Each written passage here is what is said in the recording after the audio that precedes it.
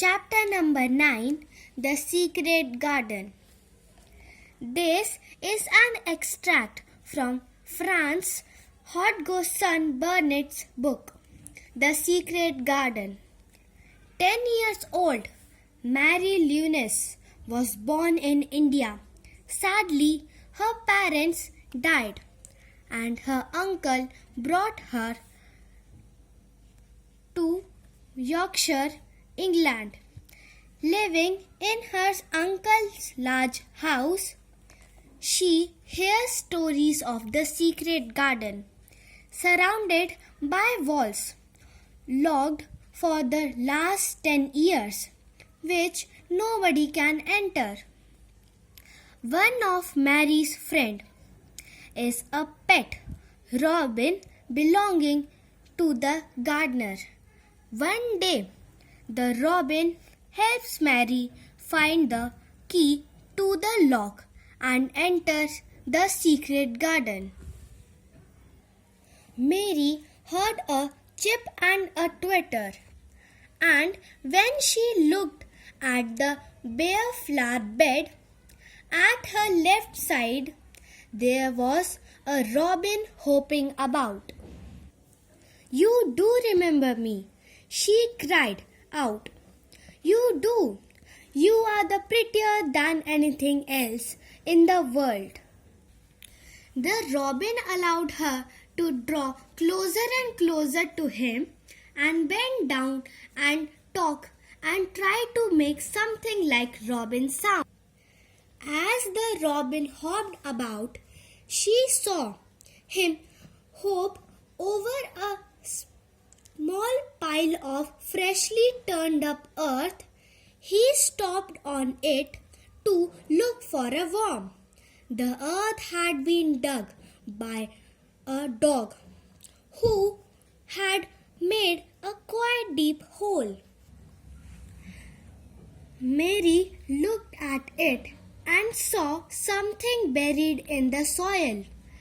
It was something like a ring of rusty iron or brass, and when the robin flew up into the tree nearby, she put her hand and picked the ring up. It was an old key which looked as if it had been buried a long time. Mary stood up and looked at it with an almost frightened face as it hung from her fingers. "Perhaps it has been buried from 10 years, she said in a whisper. "Perhaps it is the key to the secret garden." She looked at the key quite a long time. She thought that if it was the key to the closed garden and she could find out where the door was, she could open it and see what was inside the walls. She put the key in her pocket and went back home. The next day, Mary took her skipping rope and skipped round all the garden and round the orchard. She stopped to rest a while, and there was Robin again, swinging in a long branch of ivy. He had following her and greeted her with a chuck. "You showed me where the key was yesterday," she said.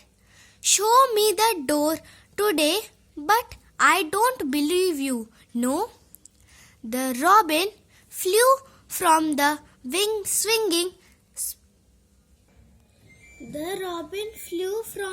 his swinging spray of ivy on the top of the wall, and he opened his beak and sang a loud, lovely trill. A little gust of wind rushed down the path, and it was stronger than usual. It was strong enough to wave the branch of the trees and saw the trailing ivy hanging from the wall. Suddenly, the wind gushed, swinging aside some loose ivy, and Mary saw something under it, a round knob which had been covered by the leaf hanging over it. It was the knob of a door. She put her hands under the leaf and began to pull and push them aside. The ivy hung thickly like a loose and swinging curtains. Mary's heart began to thump and her hands began to shake a little in her delight and excitement. The robin kept singing and twittering away and tilting his head on one side as if he were as excited as she was. What was the under her hands, which was square and made of iron? It was the lock of the door, which had been closed for 10 years. She put her hand in her pocket, drew out the key, and found that it fitted the hole. She put the key in and turned it around. Took 2 hands to do it, but it turned.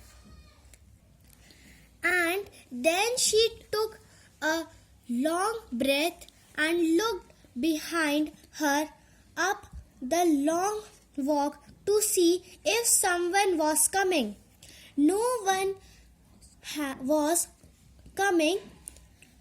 No one ever did come, it seemed, and she took another long breath and held back the swinging curtains of ivy and pushed back the door, which opened slowly.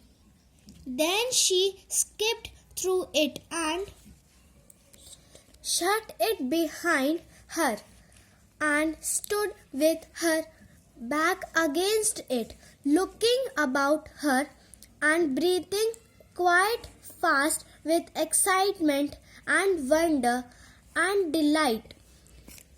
She was standing inside the secret garden. It was the sweetest, most mysterious looking place anyone could imagine. The high walls which shut in were covered with the stem of climbing roses, which were so thick that they were matted together. Mary knew they were rose because she had seen a great many roses in India. Rose bushes covered the entire garden. Indeed, it was different from any other place she had ever seen in her life. "How still it is," she whispered. "How still." Then she waited a moment and listened to the silence. The robin had flown to his treetop was silent too. He did not even flutter his wings. He sat without stirring and looked at Mary. "No wonder it is still," she whispered again.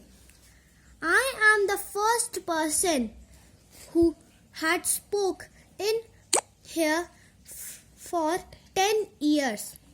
She moved away from the door stepping softly as if she were afraid of waking someone up. She was glad that there was grass under her feet and that her steps made no sound. The sun was shining inside the four walls, and the high blue sky over it seemed softer and more brilliant than it was anywhere else. The robin flew down from the treetop and hopped about a few after her, from one bush to another. He chirped a good deal and had a very busy air, as if showing her things everything was strange and silent, and she seemed to be hundreds of miles away from anyone, but she did not feel lonely at all.